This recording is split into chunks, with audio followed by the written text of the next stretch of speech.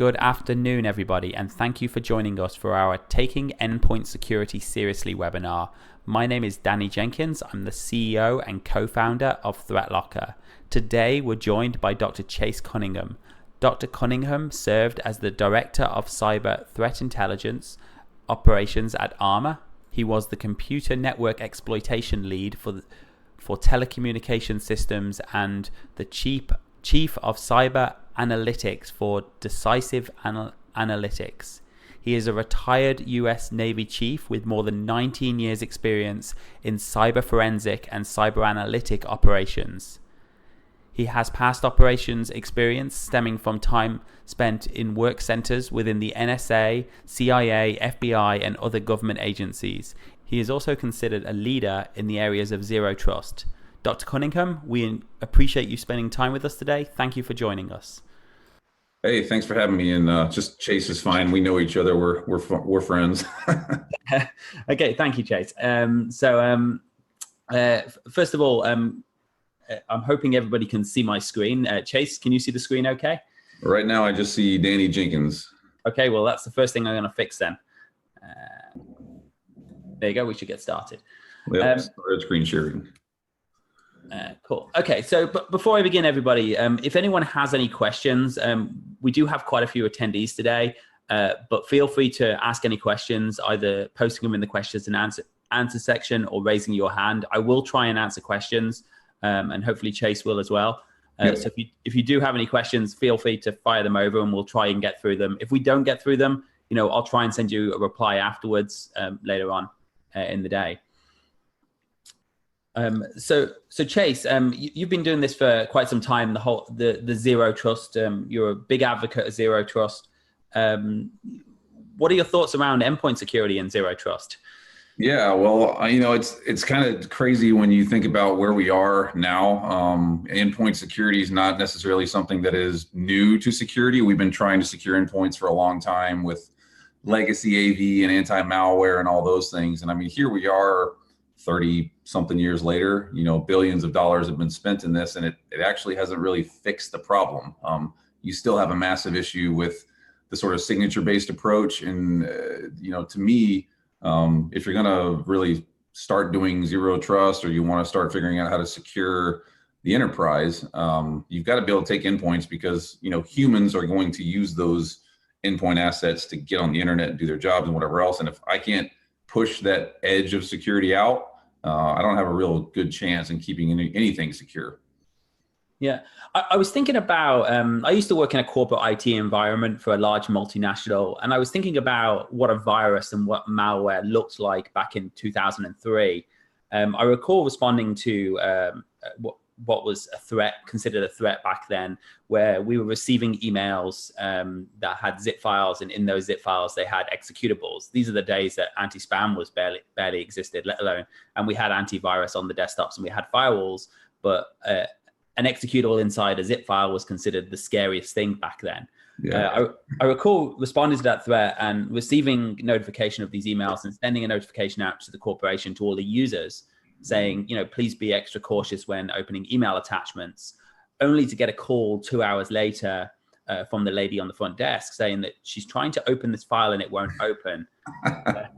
Yeah, and they're pissed off. They're like, oh, damn it, why can't I open this thing, right?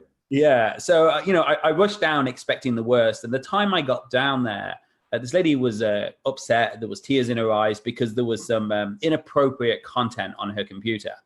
And it got me thinking, I wish today the worst thing that would happen when you opened a virus was inappropriate content upsetting the lady on the front desk. Yeah, dirty picture. Yeah, that would be the least of your worries. Yeah.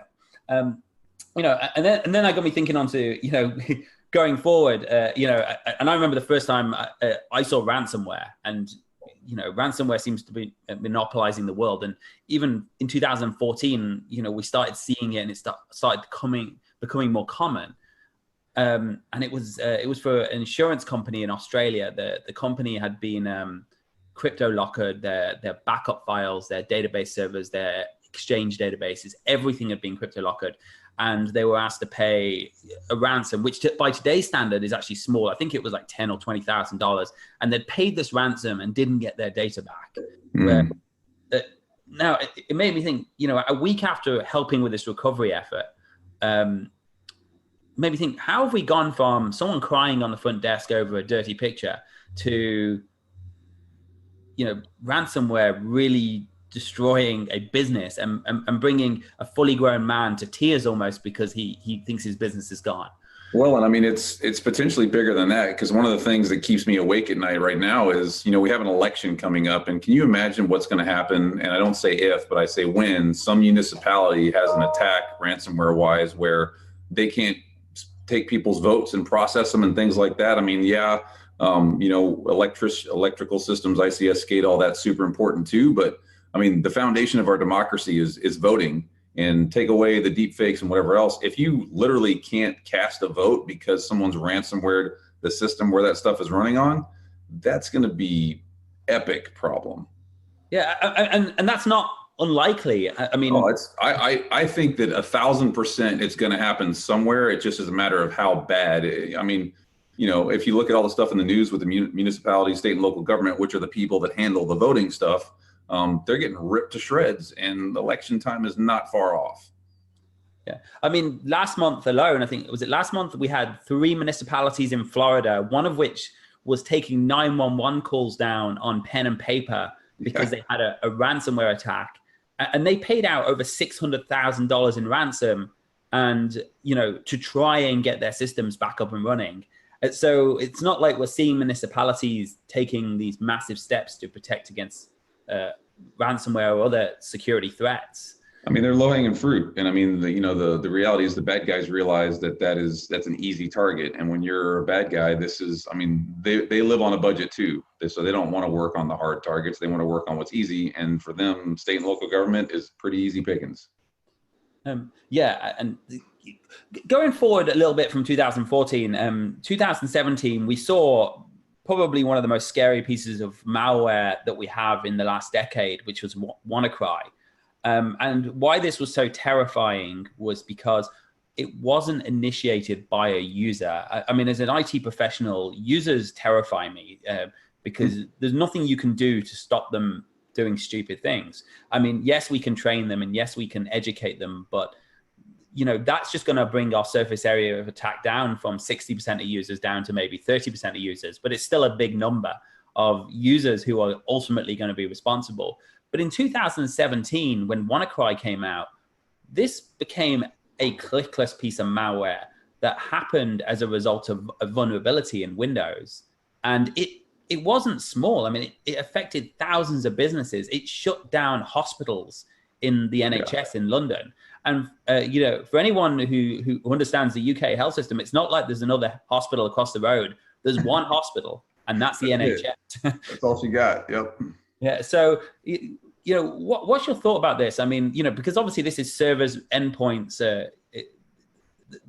mean, this is really troubling, and it's. I used to to be perfectly honest, I used to kind of think about antivirus and endpoint security as just like something else that is problematic. But now with the attacks that we're continuing to see and the realities of just how problematic this is, and when you start asking people about like backups and preparation and what would they do when they do have this type of attack happen, we're not ready. And it's not even if we started like right now and you put 100% of the effort into this thing, we'd be looking at years to get ahead of the curve. So it's not an easy fix. And to be perfectly honest, in most cases, we've either architected or sort of designed our systems where this type of thing works if we don't do something about it.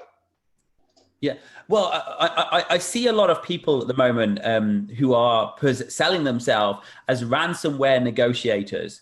That's exactly what you want when things go bad, is someone to negotiate on your behalf. Yeah, well, I mean, there's actually a market for it. It's become so much of an issue that there is a market for people to go out and negotiate that $600,000 or $2 million down to $150,000. I'm in the wrong business, I guess. Yeah, and then you've only got a coin's toss chance of someone actually giving you your data back. I mean, the guys, I know in recent months they've been getting a pretty good reputation, but a lot of this ransomware, the reality is that in a lot of cases you don't get your data back. And the guys just take your $150,000 in Bitcoin or $600,000 in Bitcoin and say, thank you very much. I'm going to go and sit on a beach somewhere. Right. Yeah. Well, in your slides here with, everybody being protected by basically commercial standard antivirus, and big businesses are not just the ones infected. Actually, the industry trend is for small and mid-sized businesses and state and local governments to be the most targeted organizations for the foreseeable future. And that's because the big boys have got, the response capability. So again, it's where the bad guys go, is the easy target and the low hanging fruit. And legacy antivirus, anti-malware stuff, if it worked, we wouldn't continue to see the massive problems we do see in the space. Yeah. The amount of times I hear somebody say to me, and I get that antivirus is an important part of your security stack. Sure. Just like every time we hire a member of staff, we do a background check on them. That doesn't mean that they can't do something bad, though. It doesn't mean, if they haven't been convicted or they don't follow the trends of someone who is a criminal,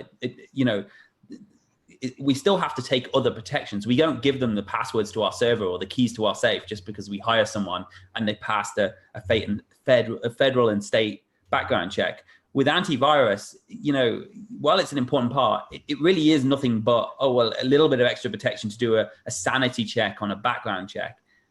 Yeah, and I think from the context of working with people on zero trust, like I say this all the time, is I would rather you take a position of by default, you don't turn something on, than just thinking that you have a control that will compensate for that, which is what most sort of typical AV and legacy malware things are. Those are in truth compensating controls. If you're going to dive in on this strategy, this zero trust thing, personally, and I'd say this in advisories and workshops, like I would rather you just turn stuff off from a default position than enabling it and trying to fix it. Most businesses, there was a study recently on looking how often people change their antiviruses, and most businesses have changed their antiviruses 3 to 4 times in the last decade. And we actually went and asked a lot of businesses what makes them change their antivirus. And it wasn't that it saves us money. It was because the other one failed us. And, you have to ask the question, so you've changed your antivirus 3 times in the last decade. Now you're doing it for a 4th time because the previous one failed. Did you ever consider that the next one isn't going to be any better? Right. Maybe there's a different approach. Yeah. Some of what we refer to as malicious software, but software-based threats that everyone knows they've got to deal with are things like viruses and adware, and obviously ransomware is on everybody's mind. A little bit more scary than ransomware is spyware, and we think about 90s spyware, but talking about real hardcore spyware where somebody is able to put something on your machine and slowly take away data without you ever even knowing it's happening. When you've got ransomware. You turn on your computer, your screen's red, and you just go, oh crap. And you know that it's a bad day, and your IT department know that they're not going to sleep for the next 3 weeks. But spyware is something that we're seeing more and more often, especially in the healthcare spaces and financial spaces where there is really valuable data. And some of that even translates into some kind of ransomware.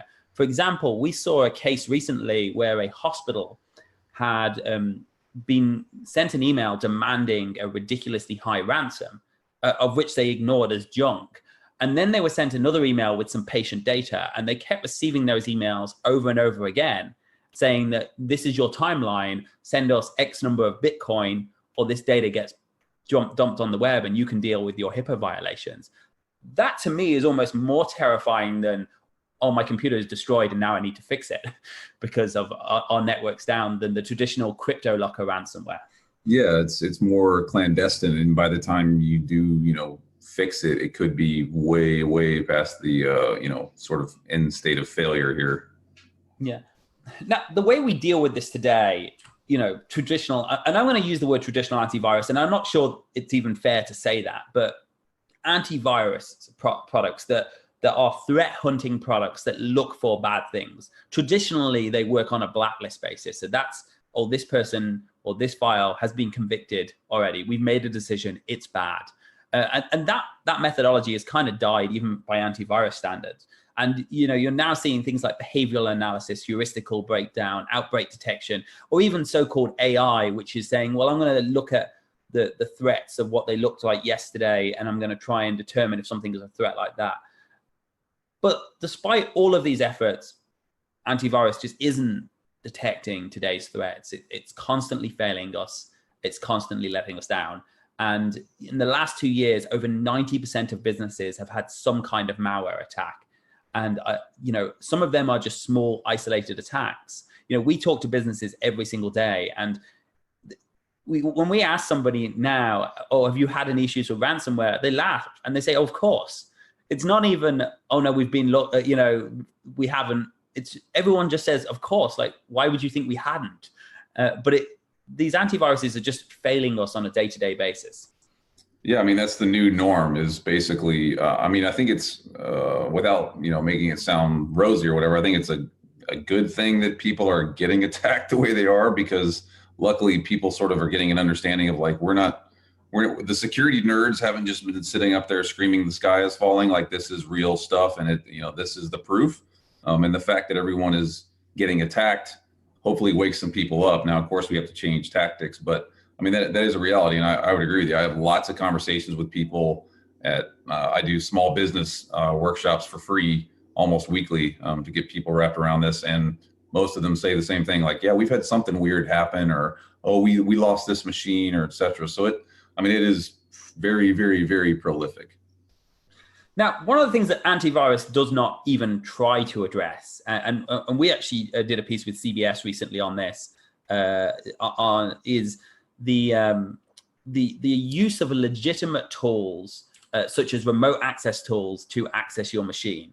And this we see this a lot in the business world, where somebody gets tricked into installing something like a TeamViewer or GoToAssist link on their machine, and then an attacker can use that link to access their machine when they're out of office. But we also see it in the residential world, where especially in the retired communities, where people are being targeted, saying, oh, if you've got a virus, click on this and we'll fix the virus for you. And then they're using those remote access links to later access their machines, copy their data, maybe encrypt their machines. And, we actually tracked one of them to see what they did. And they started looking at saved passwords in password history and things like that. And this is something that, no one even thinks about. My antivirus has me covered. Well, even if the antivirus was perfect and it was able to detect all of these bad things, they don't even try and stop these remote access tools being installed. And for a business, this could be catastrophic if you have someone logging onto your accountant's computer in the middle of the night and downloading data. Yeah, it's a really good point to make, because there is that's something folks forget about, is you don't necessarily have to have some super crazy Jason Bourne type NSA exploit. I mean, as long as you can get remote access, especially with like a valid tool that's not going to trip a wire, life is pretty good if you're a bad guy. So one of the things I want to talk about today is something called application whitelisting. Application whitelisting is this concept of zero trust, where you do not allow anything to run in your environment unless it is approved by the business or by the security officer or by the IT manager, whoever's responsible for those decisions. When done properly, it runs at the kernel level, and it deals with, and I'm going to talk about file-based software first. It deals with software-based threats, and that could be that somebody is installing a game that they don't like, but it also deals with things like remote access tools, ransomware, spyware. It's essentially taking control away from, I'm going to try and deal with the bad stuff, to we're just not going to let anything run unless we agree with it at a business level first. These technologies, they've been used a lot. You've got a lot of background in government. They've been pretty commonly used in departments like the Department of Defense, I'm sure the NSA and other things. But we've seen a big shortage of it in the business world, especially in the medium-sized business world, where you don't have unlimited budgets and massive IT teams. What's your opinion on technologies like whitelisting, Chase? Yeah, well, I mean, I think from the perspective, like you were talking about, from zero trust, I look at stuff of if I deployed it, does it basically turn off the functionality that someone needs to cause a malicious action to occur? And that's a geeky way of saying I want to turn off the stuff that could let somebody own my enterprise. And when you think about the twist between the old way of doing endpoint security with signatures and lots of this and trying to pick up these little things and then saying, okay, now you can't use this and updating in real time, whatever. Like there's some validity to that, but it's a hard thing to get right all the time across the spread and scope. When I look at simplicity, especially talking about small businesses and state and local government, those type of things, I just want to shut it off and make it where you need to say why you use that system. And you're 1,000% correct too, that when I was in DOD at Fort Meade and Langley and whatever else, you got a very basic build, and then anything that you wanted, anything that you needed for your job, you had to go off and request. And that made a heck of a difference, especially from the defensive posture of the people defending that enterprise. If I know you have to request stuff and everything else is turned off by default, that gives me a really well-established beachhead for staying ahead of problems. And thankfully, we don't see too many news stories saying the Department of Defense has been encrypted by ransomware or language. Well, and I mean, they're getting attacked all the time, but to your point, one of the reasons that you don't see a lot of that, other than a lot of it's kept sort of covered, but is because of that approach and because of all the other things that the DoD says. You know what? If you like getting a paycheck from this place, this is how we do security, and if you want to continue to get that paycheck, this is how you're going to live. And I mean that from the culture side of it, where I understand there's people have a little bit of a hesitance towards adopting security culture. That's kind of how you have to operate. If you like getting a paycheck from this place, we got to be secure, because if we're not secure, there is no business where I can pay you. Okay, one of the big problems that has always scared people away, or businesses away, from concepts like application whitelisting is the idea of how complicated is this going to be. The average computer has somewhere between 20 and 60,000 DLL files, script files, batch files, executables on that machine. And if you're in the Department of Defense, you probably have this huge IT department backed by a very, very standard platform. So that has always made the concept of whitelisting easy for big organizations that are very standardized. But organizations that are smaller businesses, or and we work with a lot of managed IT companies, or even managed IT companies that actually manage a number of small businesses. And when I say small, I'm not just talking about, I am including that 10 user local shop. We're also talking about, a 500 user regional bank, or a city where you've got 2 or 3 IT staff and 700 devices. Those devices tend to vary a lot. So one of the biggest challenges with whitelisting has always been, how do we address that issue? How do we get started? I mean, we don't have an unlimited budget to do that. And that's one of the things I wanted to talk about on ThreatLocker, because we've really taken a very simple approach at this to make it very, very easy to get started. So you don't have to be the Department of Defense. What's your experience in that with that problem on how do we even get started with whitelisting? Yeah, I mean, that's what comes up pretty often. And to be perfectly honest, that's a problem we have in the security space across the board is the configuration, and the being able to do security is not that easy. And this is where, I suggest to people that they need MSSPs, and they need someone that this is their job. Like if you make candy bars, make candy bars. Don't try and be a candy bar company that does security. But the ease of use and the deployability of solutions is huge. And it shouldn't be one of these things where you need, a massive IT staff or a massive security staff to do. Most of the things that we're trying to do in security, when you step back from it, are relatively binary. Like, I don't want this to occur, so give me a way to stop that. And those solutions that you can turn on and put in place, that's the type of stuff that's going to work best for the folks that don't have the massive IT staff. So one of the first thing we did in ThreatLocker to try and deal with this first issue of whitelisting was to make the deployment really, really easy. And to put this in perspective, we have literally done deployments with corporations with like 800, 1,000, 2,000 seats, during an hour call, and managed service providers with thousands of seats using their built-in tools to push our agent out to, one of them pushed it out to 200 businesses over a couple of thousand seats during a demonstration one day. And we've really, really focused on trying to make this process easy. And that first means making the deployment part easy, which we've done through, standardized creation of a small 2 megabyte MSI that can be pushed out using group policy, any kind of software deployment tools, whatever you use in-house, or even if you're a managed service provider, standardized scripts with things like ConnectWise Automate or Kaseya or SolarWinds End Central, to make that process really, really easy.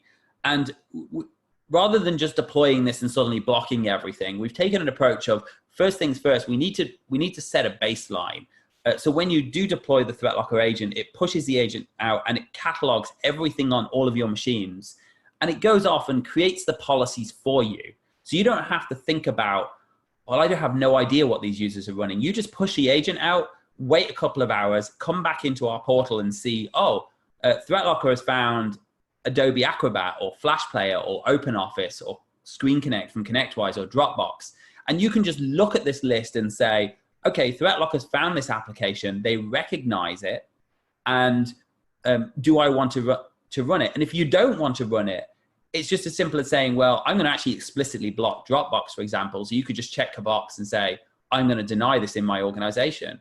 And if it's even if it's not a known application, for example, we have an application on this PC called FreeCAD. It's not a very common application, but we've automatically cataloged all the files that are required to run that.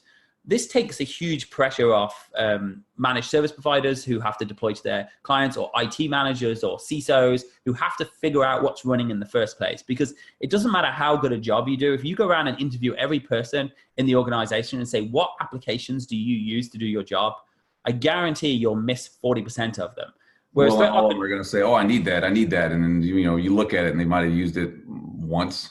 And that's what's really cool about this. This is going to tell you what you've got, but it's also going to tell you in a real-time audit of what's actually being used. So you can go into an audit here and say, and this is logging data. It doesn't matter if the laptop's sitting in Starbucks or someone's working from home or somebody's in a corporate office. You can go into our real-time audit here and you can say, I want to see everybody that's opened Chrome. And you can literally see every time Chrome's been opened, by what user, how many users it's been opened. You can see additional information of that application. In the case of Chrome, it's an application that's probably going to be allowed, maybe not on your servers, but maybe on your desktops. And you can see, this is Google Chrome, and ThreatLocker has verified it for me. So I don't have to worry that this is some impersonation of Chrome. I can see it's signed by Google as well, which is, double verification. And you can see, are people using applications that they say they need? And then you can make decisions of, well, I'm going to turn this off because you actually don't need it. But also, if they are using applications, who's actually using them, and making sure you set the policies. And the great part about this is we actually just do this for you. We build the policies, and then it's really just a job for you to review, to say, I don't care whether you need Dropbox or not. I don't want Dropbox on our system because it's a file sharing tool, and it's against our policy because it leaves potential for data breaches. Yeah, well, and one thing that just to point out for the folks that are listening to the webinar is this is my first time seeing this. Danny didn't set me up and run through this. This is sort of a live, throw me off the deep end looking at ThreatLocker. And I mean, I get what you're doing. This makes sense. You can tie to it and deploy it. And just for when I think about, the small business side and the area where we have the most likely sort of, growth for security, simple solutions make a heck of a difference. So somebody asked a question on the questions, which was, how is this different to ConnectWise Automate's blacklisting? So right now, all we've done is deploy an agent, and we can block applications. But blacklisting as a technology that stops software being installed is basically the same as an antivirus. It's just going to try and deny things that you don't want. But where this becomes important is we have these firewall-like policies here. So yes, we've cataloged everything that needs to run, and we've got permit policies in place for them. You could edit these policies to say, well, Dropbox is only permitted for Bob, or for the sales team, or for the executive team. But more importantly, at the very end of this list, we have, and anyone here who's used a firewall before will understand this, a default policy, which is a default deny policy. During the first few days, this is typically on permit, so we get to time to learn what is being used.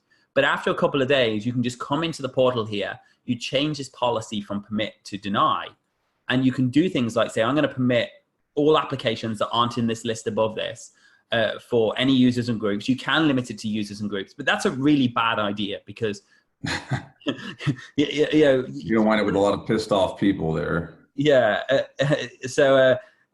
Because it doesn't matter. And then at the end of the day, you say anything else gets denied. And it doesn't matter if it's not on my whitelist, if it's not on my permitted apps, it's going to get denied. And we're going to allow the user to request permission when it gets blocked.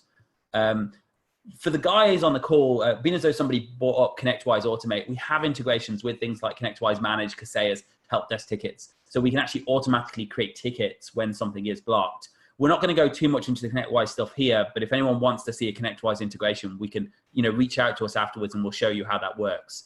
But you can automatically say, if somebody wants something, send a ticket to ConnectWise. Well, and there's a piece of that I think is interesting too, is the learning side of this. If you're running an organization and you're going to run into that culture issue of like, oh man, you're turning off stuff that I use, like I need that for work, whatever.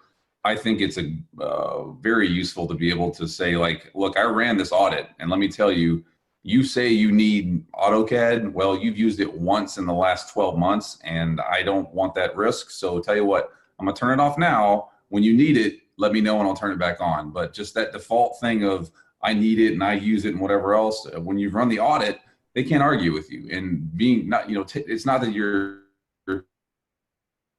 trying to take away people think, but taking away the validity of someone, oh, no, it's my thing, whatever else. Like, no, you use 4 applications. That's what you And just get. on that, this isn't necessarily a security feature, although it does, of course, we want to reduce our surface area as much as possible. But we had a client sign up for ThreatLocker once who was a school, and they actually use the auditing ability to identify how many of their users are actually using the full version of Office versus just the free version that's provided to schools. And they actually managed to save 60% on their Office 365 licenses just by seeing that people weren't actually running the app. So they said, okay, we're going to downgrade their accounts. I hadn't thought of that, but that's a good point to make. Yeah. No, it really isn't the intent of the software, but it does add extra value because things like AutoCAD or Office, Office 365 isn't that expensive, but times $10 a month by 150 it adds up. It starts adding up. Now that we've locked this down, one of the big challenges that people always have with this whole whitelisting approach is what happens when Microsoft releases a Windows update? Because you either do whitelisting on a per user, on a hash basis and a cert basis on restricting the actual file, or you do it on a per folder basis. Now, doing it on a per folder basis is kind of stupid because anyone can go and replace a file in your Windows directory and say, I'm going to replace Notepad with a virus. And now when you open Notepad, suddenly your machine is crypto locked. And the other way is to do it by a hash basis. But again, this comes back down to if you're the DoD and you've got every update staged and structured and planned, that's great. But in most businesses, when they update Windows or they update Firefox or they update Skype or Slack or Office, they're not thinking about, Windows updates this month had 25,000 new hashes. Let me add them to my whitelist before I update them. And they don't have the resources to do that.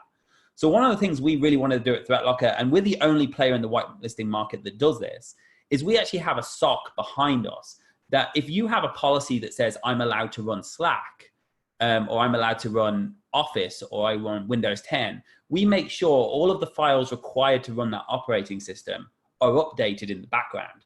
So you don't have to think about, this is going to get blocked suddenly. And we don't do that through, I'm going to monitor what was created by the Windows update process, because that's kind of stupid because you can just hijack that process and create a piece of malware. We do it through a team of people that works 24 hours a day, that literally round the clock, they're monitoring, Google servers, Microsoft servers, ConnectWise servers for updates. And then the moment those updates are released, they're downloading and installing those hashes. So you don't have to worry about them being blocked. So we're not just making this deployment easy, but we're taking away 99% of the traditional management overhead of a whitelisting platform. And remember, we do actually run at the kernel as well. So it's not just things that users are clicking, but if something gets pushed onto your machine through an admin share or pushed out, some of the antivirus software, I won't say names, but the MSPs on the call may very well know this. There was a piece of antivirus software last month that got hijacked, and it was used to push out a ransomware to a load of managed service providers' clients. Even though that ran at the system level, we were able to block that. Even though it came from the antivirus provider, we were able to block it. So we really are running deep in the system and giving you an enterprise level of security. Now, the next biggest challenge I have, I hear from people who say, oh, what happens when I want to run Zoom? Because if the CEO comes down and says, I want to run Zoom now, and you say, well, that's going to take me 4 hours because Zoom has 50 different files in it.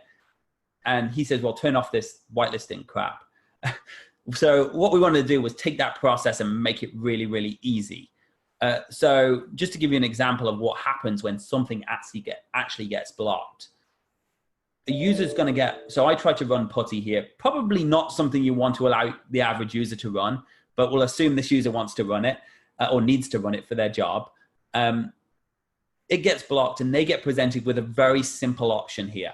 One is if the IT administrator or the CISO, whoever is responsible for security, is there and authorized to give you permission, they can give you permission there and then. The other option is they can hit request permission. When they hit request, you're going to get a ticket in your ticketing system, an email, you're going to see it appear in the approval center here. But the process of approving this is really, really simple. I can simply say, approve this for every group and everyone in this computer group. And you can see here that ThreatLocker actually recognizes this app. It's a built-in app, which means we know all the associated files that come with it. And putty's pretty small, there's like 14 files. I can hit permit there. It goes off and creates a policy on the fly. I have the option to make that a temporary policy or apply it to certain users. And within 60 seconds, the user can now open that file. Someone's just asked a question. When a version of new software, i.e. Google Chrome, is publicly released, how long before your team is ready to go as far as definitions and policy? So most of our applications, like including Google Chrome, we monitor in real time. So it's typically, if Google Chrome was to release an update, and bear in mind, we're also catching the pre-releases, we're actually installing that update within about 5 minutes of it being installed. Some applications that we monitor are actually a manual process where we monitor them. Some of them we monitor them on a daily basis. Some of them we monitor them on a 15-minute basis, where we actually log on to the vendor site and we download those apps. It's very unlikely that you're going to have an issue where you're installing a patch before we are. Patch Tuesday here is the busiest day of the month. Our team, they're like bees buzzing around a hive, downloading, installing. Patch Tuesday 2 weeks ago, there was 15,000 new and unique hashes installed as part of this. The next thing about this is the user can open that within 60 seconds. So you can see it's not a big job. It's not going to annoy anyone. They say, okay, we have a piece of security. It's been blocked. Something's been blocked for security purposes. It's now been allowed, but it was very, very simple. If you do want to install custom software, we don't know what every application is. We continue to update our database. And it's important to note that just because we add something to our database, it doesn't mean it's automatically permitted. It just means that if you choose that definition, it will be permitted. So we're not judge or jury. We're not here to say TeamViewer is a good app or Dropbox is a good app or a bad app. We're here to say, this is Dropbox. You decide what is right for your business based on your trust policies and what you need to run your business. I'll get into USB drives in a second. But say, for example, you were installing custom software that we didn't know what was. One of the biggest challenges with whitelisting is, well, how do I know what files to add? I installed Metasploit. Anybody who knows what Metasploit is, you probably know you shouldn't be letting your users install it. But I wanted to demonstrate how easy it was to exploit a Windows vulnerability. So I installed it a few weeks ago. The application had 1,200 files in it. Now, if I'm using this whole, even with that really simple approval process of request, approve, if I had to do that 1,200 times, that would be pretty frustrating. So what ThreatLocker did is he said, well, we don't know everything, so we're going to come up with this concept of installation mode. If you want to install new software that is not known and isn't in our database, you can track the changes during the installation and it will tell you everything that's changed. Now I'm going to demonstrate with Notepad++ because Metasploit would take about an hour to install. And I'm just going to show you installation mode here. Now what's important about installation mode is, well, first of all, you can see that we actually know what this app is, but I'm going to say, I don't care if you know what it is. I'm going to use a custom app and use install mode. I can start it right from here. So if this is a new piece of software, I want to figure out what files it's changing. I can start it right from here. I can install it. Can't remember if I uninstalled it, so I'm going to put it in a different folder, and it's going to track everything. You can also start it from the approval center, from your ticketing system. You can also start it from an RMM system if you're pushing out new software from there. So that makes it much, much easier. Let me just do this. I've installed that. I've hit finished. It's tracked all the changes and it's created the policies for me. So if I go into my policies, I think I said permit for everyone in the group. I can see it's created a policy and I can see all of the changes made by that installer. Now,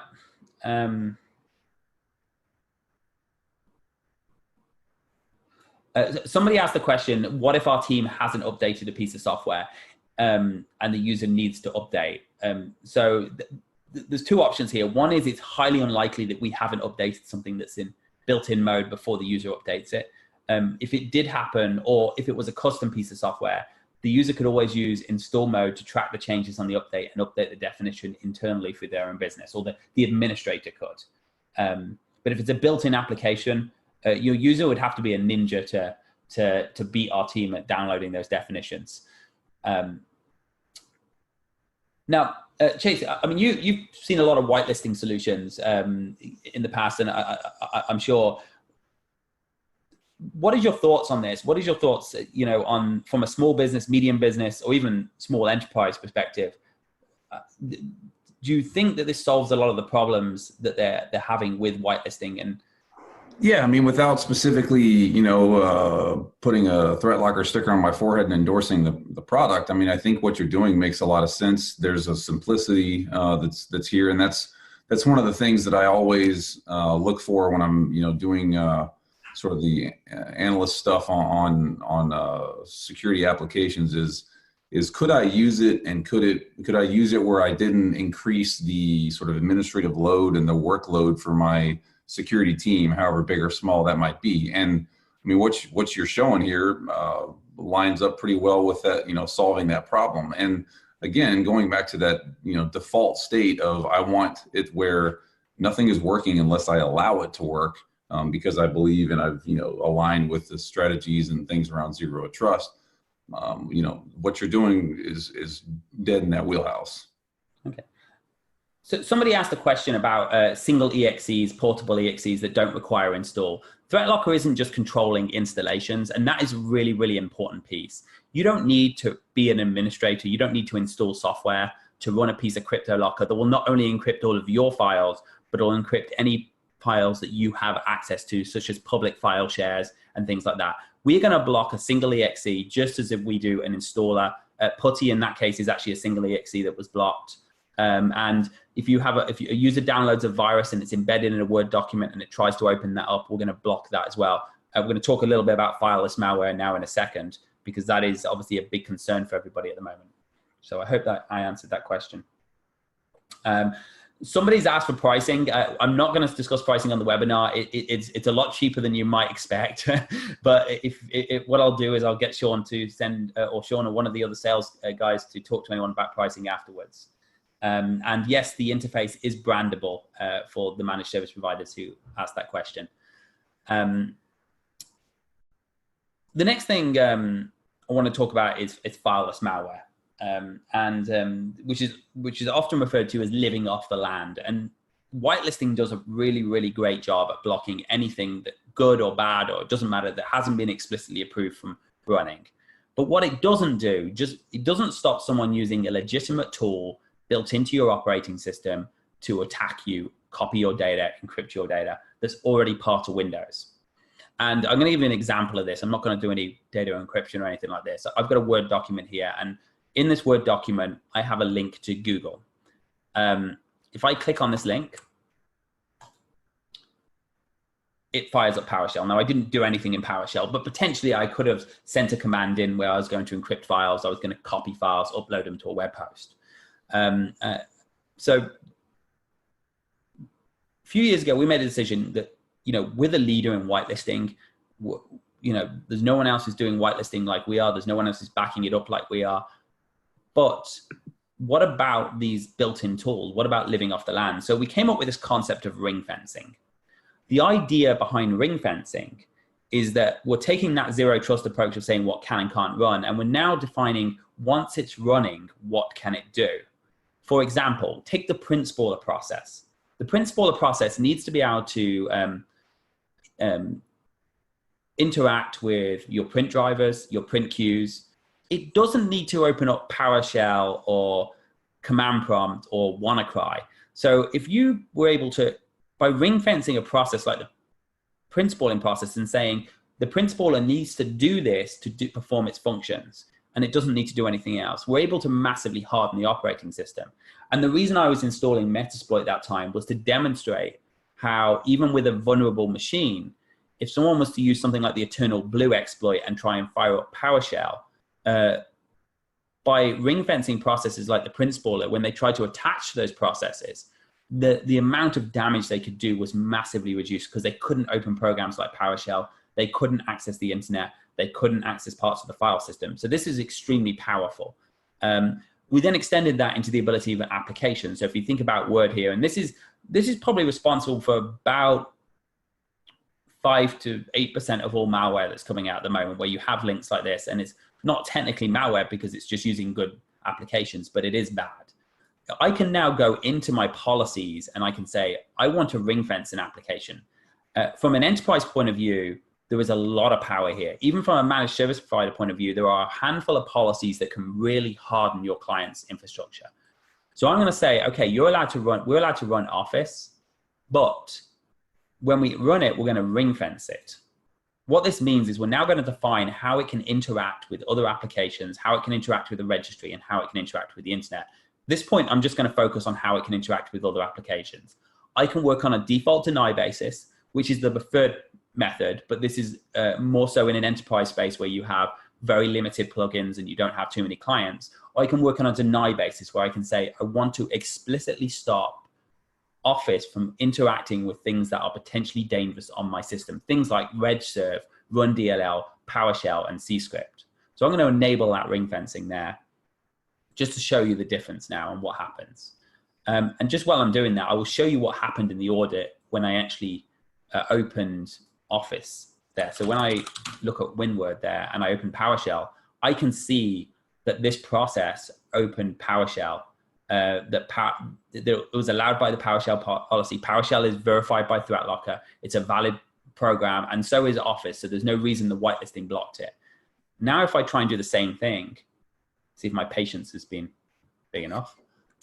And now that I've enabled ring fencing, this now gets blocked. From a user perspective, now there's a question mark as to whether users should be able to open PowerShell. In my opinion, the answer is no. But it does depend on what applications they run. But I would say no, unless they have a real need to. Yeah, so we may just decide we want to block PowerShell completely. But if they do need to run PowerShell, I can still open PowerShell because let's assume I need it. I can still open Office. Everything works fine. But when Office tries to interact with PowerShell, we've now said that we've defined boundaries and said that this is outside of those boundaries. And when I look in the audit again, I can see that PowerShell was now ring fenced as a result of this policy. This is extremely effective at stopping Office, Adobe Reader from spinning up potentially dangerous apps that are already running on your system. So I mean, that would solve some of that problem of, somebody gets a link in an email and they try and do something and PowerShell's kicked off and whatnot, and you're just administrating the policy. Got it. And, we have a lot of managed service providers, a lot of businesses that have implemented these policies, and the false positive rate on these, the noise rate of this is virtually non-existent. because there is no real legitimate reason to open PowerShell from Office, period. Let's take this to another level now. So let's talk about once we've got PowerShell open. I've also ring-fenced PowerShell, so once it's open, it has restricted access to what it can do. And I've put one policy in place here, which is to say PowerShell cannot talk to the internet, period. So if I go into here and I try and talk to the internet from PowerShell using a REST invoke method, it gets denied. Now this is like a firewall, so it's not. It's literally putting a firewall around it. And it would mimic, as far as PowerShell is concerned, that my firewall has blocked this. That whether it be at the router or whether it be at the client level. Now, if I try, I did put an exclusion in there. So for the guys who use ConnectWise or LabTech, they can say, "Oh, I want it to be able to talk to my LabTech server." I can add that exclusion in, which is our API, and you can see that works fine.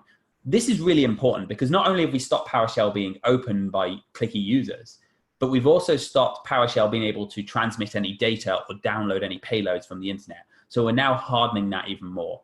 There are a handful of policies. Our engineers will work with you to set up these policies based on your environment. It doesn't take very long that you absolutely should do to protect your environment using ring fencing. Things like run DLL should never be able to access the internet. RegServe, one of the most powerful and terrifying tools that is installed on a Windows box, block its access to the internet. There's no reason for it. It's responsible for a huge portion of fileless-based malware that antivirus cannot detect because it's downloading payloads in memory. And just by blocking its access to the internet, restricting access to the registry, you're able to really harden things. And if you want to get detailed, you can get really, really granular, where you can say Office is only allowed to open Office documents, and Adobe Reader can only open PDF files or other documents that it needs to open. So you can get really granular on that. Yeah, that's great. Because I mean, from the context of like having run some of these organizations in the past, like being able to have a really granular focus on one particular sort of user group, because let's face it, like if I have people working in HR, I know what HR needs to do. I know the applications they typically use. I know how those applications should act. I know what they should and shouldn't do. And if I can give them this on the fly, default deny configuration with really granular controls, and be able to alert them to say like, hey, you tried to open an app and I blocked it by policy, call me. I mean, those are things that people will start to get the understanding from, and there's benefit there. Yeah. So I'm going to take this on to the next level, because ThreatLocker really deals with a few areas, and the ring fencing integrates quite nicely into what we call our storage control component, which is part of our endpoint suite. And the whole aim of ThreatLocker is to make endpoints more secure, and it does work on servers and things like that as well. But it really is about securing endpoints from the user and from applications. The ring fencing has taken that one step further from saying what can and can't run by defining what it can do. And that is absolutely critical in today's fight against ransomware, against other types of threats. And these are really enterprise level tools that you guys can use on a seriously easy basis. But in addition to that, we also give you the ability to control access to storage. And storage isn't necessarily just what everyone thinks, USB drives. And great, ThreatLocker can block USB drives. If I go onto my file server and I create a new document, just for demonstration purposes, and just call that, try and copy it to a USB drive, the agent has blocked that USB drive. And we have the same simple approval process where I can approve that through a ticket. I can approve it for this whole organization. But in addition to that, it also gives you real granular control, not just at a user level, but at an application level as to what can access your data. So most people don't realize, or if they do realize, they don't think that when I download something from the internet, when I download Adobe Reader and I double click on that exe and I open Adobe Reader or Handbrake or Slack or whatever I'm opening, that application can see everything that I can see. So if Google decided tomorrow that they wanted to copy all my data from the computer, as opposed to just indexing it, we could say it's potentially really dangerous. Now, we trust Google and we trust Adobe aren't going to do that, but I'm sure there's smaller applications written by smaller companies that are running on your machine that you don't want to necessarily be able to see all of your data, just in case one day they decide to go to the dark side. Or maybe they don't, and maybe they just get exploited through a vulnerability, or their servers get hacked, or something like that. What the storage control does, first of all, it gives you a full audit of everything that happens on any storage devices.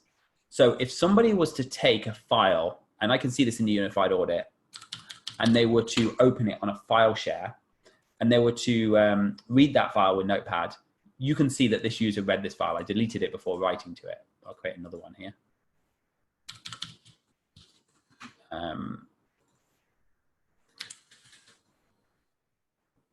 You can see that this user opened this file on this file share. You can see the program they opened it with. So I read this file with Explorer.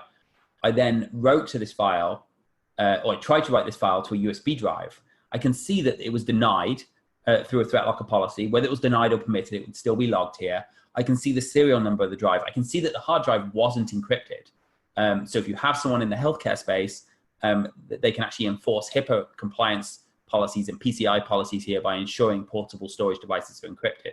I can also see that I then deleted this file and the user. If somebody moves the file, you can see it. This gives you a full granular audit of what everyone's doing. And it's not just on your file servers or on USB drive, but it's also if they're sitting at home and they decide to copy something onto their computer, on their personal USB drive, or copy something to a USB drive. You can see all of that history in the audit in real time here.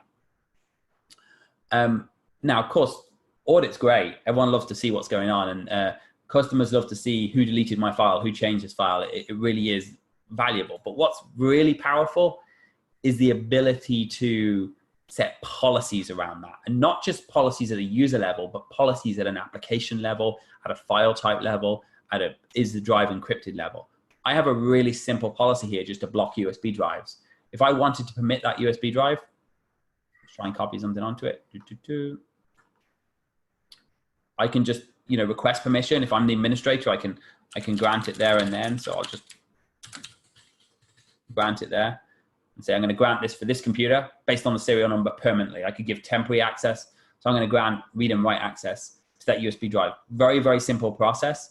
It's blocking, it's now allowing that USB drive. You can see that the user can open that drive within a few seconds. But I can get much more granular than that. I can enforce encryption on it. So I could edit the drive and say, you can only use this drive if it's encrypted, or you can only use drives in general that are encrypted, or I can enforce it that only certain programs can access it.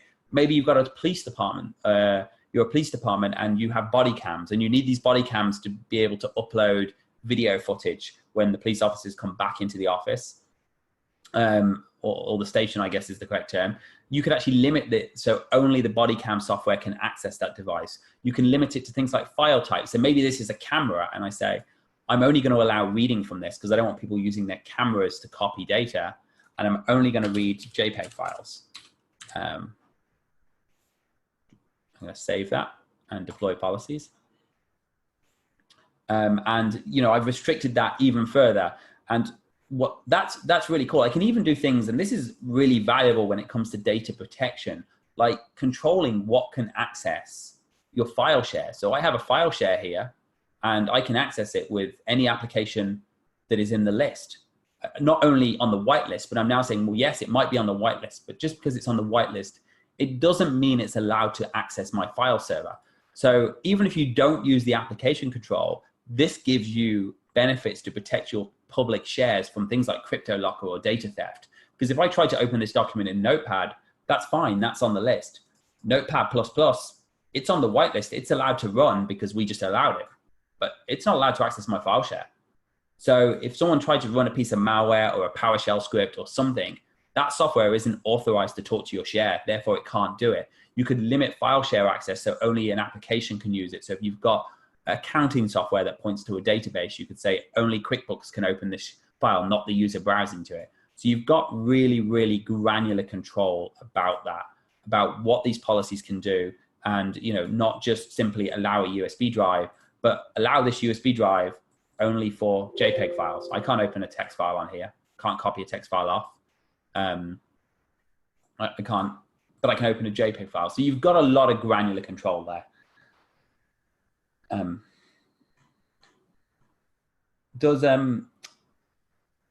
So, I kind of, I wanted to show you guys this because I think, and I don't know what your thoughts are, Chase. If you want to be able to defend yourself from ransomware, from malware, from misbehaving users, you need to take endpoint security beyond downloading your antivirus and installing it. You need to put enterprise level controls in place, and you need to make sure the users are only running what is needed to run to perform their functions, and and applications only have access to what they need to. And it doesn't have to be hard anymore. We're not, it's not 10 years ago where this stuff is only accessible to the federal government. This stuff is accessible to small businesses, to managed service providers, to large businesses. It's available for everybody, and everybody should be using it if they don't want to be hit by ransomware constantly. Yeah, and I think the points that you made about the granularity and being able to do stuff on the fly, and I know you've had some questions from folks about like how fast this updates and whatnot. I'm sure you can get to those afterwards, but the ability to do things really simply and to take a position away of default allow and move towards default deny, and justifying why you use applications is super, super helpful. And I do think too that something that people forget is that if you make security hard, the first thing people try and do is get around security. And if you can't justify to them why a security action has been taken, and it takes a while to get back to them, they try and figure out other ways to get through it. And the last thing that you want is a user population that's trying to figure out how to break the security controls you're putting in front of them because it's hindering them from doing their job. So being simple, being clear, being concise, and making it where you can do stuff on the fly and immediately let someone know, hey, you tried to do this, it's not allowed by policy. Those are really significant capabilities to bring into, especially in the organizations that aren't massive IT, massive security teams. Okay. So, Chase, I really appreciate you joining us today. I appreciate everyone else joining us. I had one question as to whether this is Windows only. Right now, our product is only available on Windows XP through to Server 2019, servers, desktops, and laptops. It doesn't matter, and IoT devices as well. We do have a Mac version coming out at the end of the year. It's going to be relatively limited in compared to this one because Apple doesn't believe in allowing third-party security vendors too much access to control, but it is what it is. If anyone has any other questions now, please fire them over to me. And I apologize if I missed anything. I was trying to read down the list as quick as I could. So I think that's everything. Chase, I appreciate you taking the time to join us today. Hey, thanks for having me. It's super interesting, and I'm always glad to do webinars where it's just a few slides and lots of demos. Demos are definitely the way to go if we can get them out there. So, thanks for setting it up, and thanks for the invite. Thank you. Okay, if anyone needs any additional information, I see things flashing, so maybe someone's sending the questions in another window. Yeah, they're showing up down in the chat as well as on the Q&A. So. Okay, that makes. Is it possible to set up two? Okay, so the two-factor authentication, yes, we do have various two-factor authentications, including Duo, text message, so that you can set up two-factor authentication on that. I apologize, I've just seen the ones in the chat here now. If a change is made to allow a blocked program, how quickly does the machine receive the update? Typically, it's within 60 seconds. You can actually define how often it checks.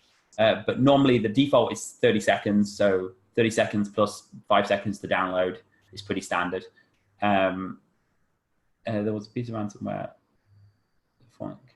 So yes, in terms to the ThreatLocker using the macro, yes, we can prevent it. The ring fencing would prevent the macro from encrypting your machines as well.